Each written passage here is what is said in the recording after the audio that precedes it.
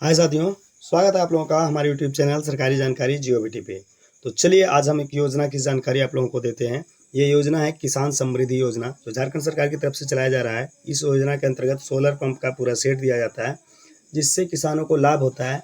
जो सिंचाई के लिए किसी दूसरे साधन यानी कि ईंधन पर निर्भर होते हैं, उनको ईंधन की खपत में कमी आती है और ये इन्वायरमेंट के लिए भी अच्छा है, यानी कि हमारा जो वायुमंडल है उसमें भी प्रदूषण कम होता है।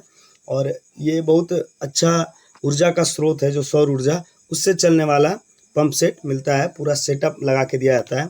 तो आइए सबसे पहले इसका विवरण जानते हैं और उसके बारे में डिटेल जानने का प्रयास करेंगे कि हम कैसे अप्लाई कर सकते हैं, क्या क्या लाभ है उसके बारे में। तो सबसे पहले आप देख सकते हैं यहाँ पे विवरण जो है, इस विवरण के माध्यम से हम लोग क्या जानते हैं कि झारखंड सरकार के कृषि पशुपालन एवं सहकारिता विभाग के द्वारा शुरू की गई किसान समृद्धि योजना का उद्देश्य क्या है कि जीवाश्म ईंधनों पर निर्भरता जो है उसको कम करना है और जितने भी कृषि का लागत है उसको भी कम करना है। तो कम कैसे करेंगे? सौर ऊर्जा से चलने वाली सिंचाई प्रणाली को बढ़ावा देना है। ठीक है, सौर ऊर्जा से जितने भी सिंचाई प्रणाली चल रहे हैं उसका बढ़ावा देंगे, तो जितने भी ईंधन पर निर्भर हैं वो कम होगा। और इस योजना के माध्यम से किसानों को सौर सिंचाई इकाइयों के लिए 90% तक की सब्सिडी मिलेगी। ठीक है, यानी कि 90% जो है सरकार देगी और किसानों का लागत कितना होगा? तो 10% किसान का लागत होगा मात्र, जिससे उनकी आय बढ़ती है और टिकाऊ कृषि पद्धतियों का बढ़ावा मिलता है। ठीक है, ये जो योजना है ये इसके तहत 90%, सबसे बड़ी बात है कि 90% आपको सब्सिडी दिया जाएगा, 10% किसानों का लागत होगा। आइए इसमें और क्या क्या लाभ मिलता है इसके बारे में जानते हैं। तो किसानों को सौर ऊर्जा चालित सिंचाई इकाई पर 90% सब्सिडी मिलती है, जिससे उनकी कृषि लागत में कमी आती है, यानी कि जो पूंजी लगाया जाता है खेती के लिए उसमें कमी आती है। और 2 प्रकार की सिंचाई इकाई उपलब्ध है। तो एक तो है कि 5 एचपी की स्थिर, यानी कि एक जगह पे रहने वाली। ठीक है, आगे हम दिखाएंगे आप लोगों को चित्र में कि जो एक जगह पे स्थापित कर दिया जाता है, जहां आपका जल स्रोत है वहां पे, और आप उससे आसपास के खेतों में सिंचाई कर सकते हैं। और दूसरा जो 2 एचपी का है, ये पोर्टेबल है, जो विभिन्न सिंचाई आवश्यकताओं को पूरा करती है।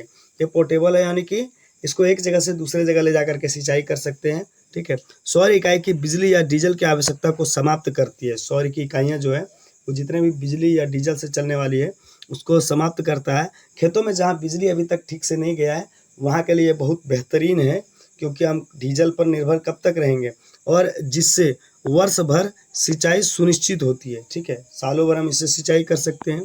ठीक है, हमको लाइन है कि नहीं है उस पर निर्भरता नहीं है, डीजल के लिए निर्भरता नहीं है। और जो इसमें पोर्टेबल 2 एचपी का यानी 2 एचपी का जो इकाई है, ये इसको कहा जाता है मोबाइल। ठीक है, मोबाइल यानी मूवेबल, एक जगह से दूसरी जगह इसको ले जा सकते हैं और इसे बहुस्थान उपयोगी के लिए उपयुक्त बनाती है। यानी कि एक जगह से बहुस्थान करने का मतलब है क्या?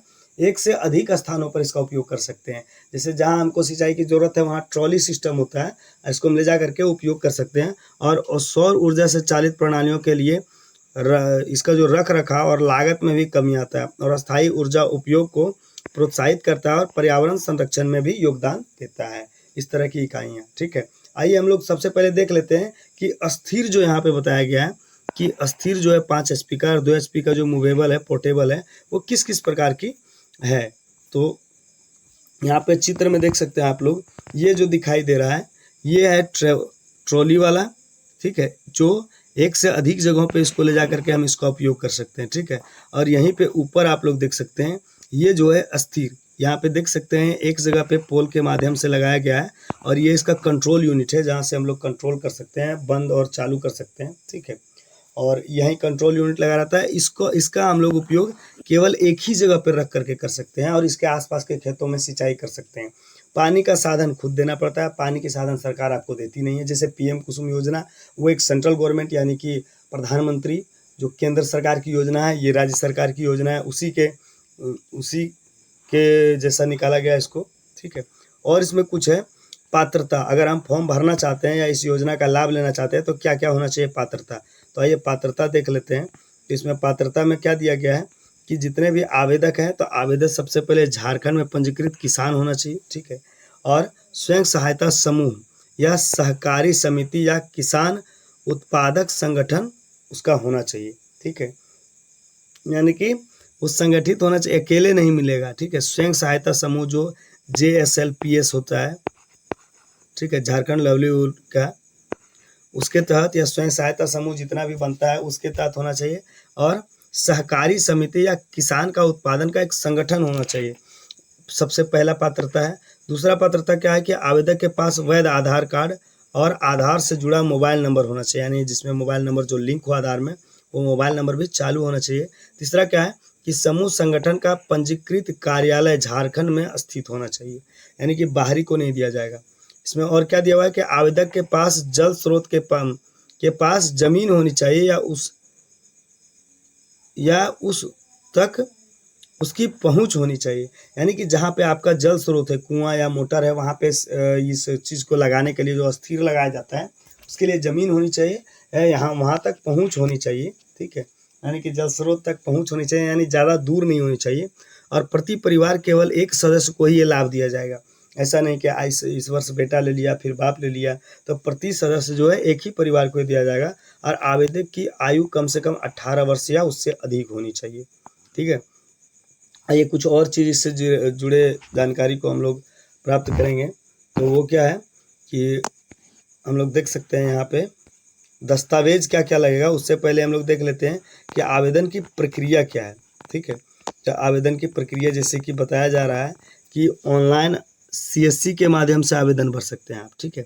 यानी कि VLE जो CSC चलाता है कॉमन सर्विस सेंटर, उसके अंतर्गत जो VLE होता है उसका ID पासवर्ड होता है, उसके तहत अंतर्गत भर सकते हैं। पहला चरण क्या है कि आवेदक को संबंधित योजना के लिए आवेदन करने हेतु आवश्यक दस्तावेज की प्रतियां एकत्र करनी चाहिए, ठीक है। यानी कि जो फोटोकॉपी वगैरह जेरोक्स कॉपी लगेगा वो प्रतियां नीचे बता दिया जाएगा कौन कौन सा प्रतियां लगेगा।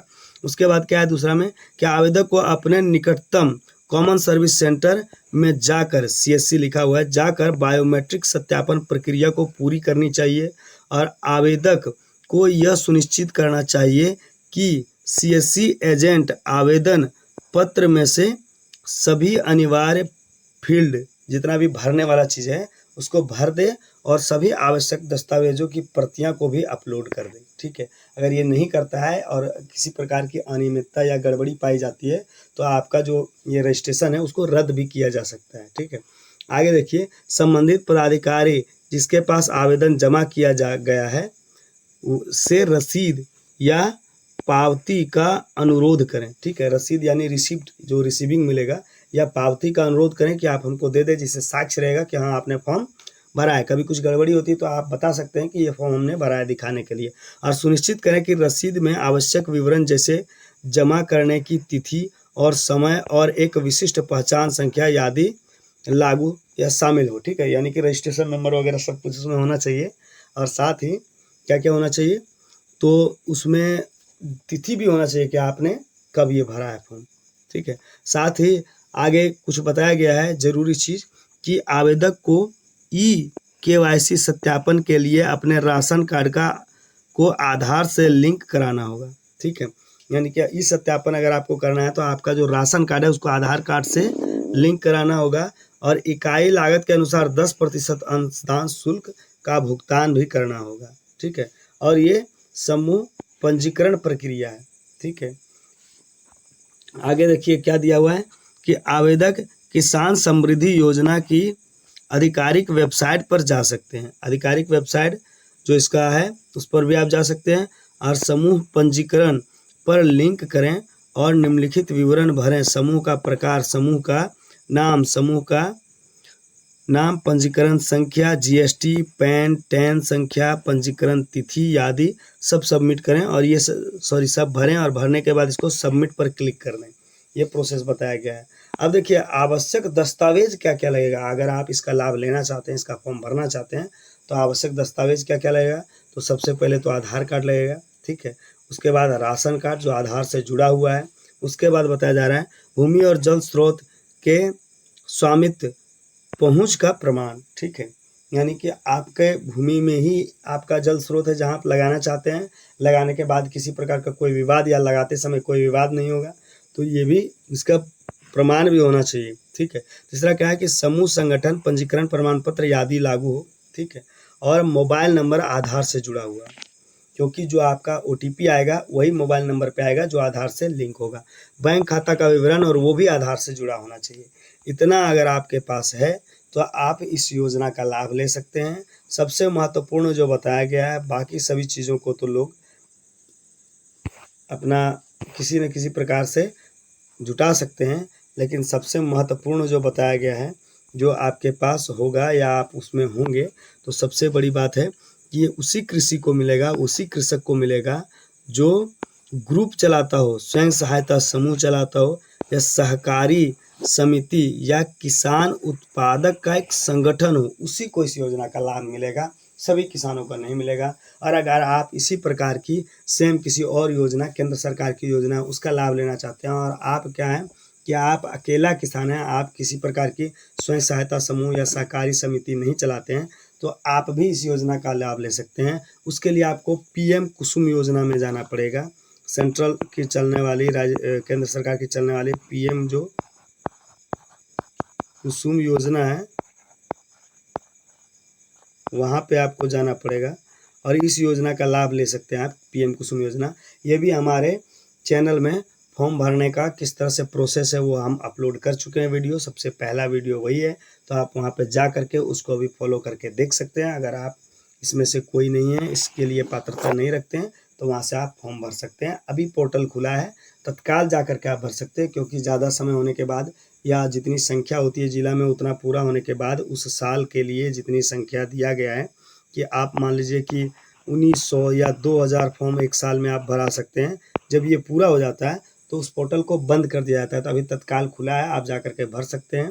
और इसी तरह की और भी योजनाओं की जानकारी पाने के लिए हमारे चैनल को लाइक कर सकते हैं, शेयर करिए और सब्सक्राइब करिए और लगातार बने रहिए हमारे साथ और नए नए योजनाओं की जानकारी पाते रहिए। लाभ कैसे लेना है उसकी भी जानकारी पाते रहिए।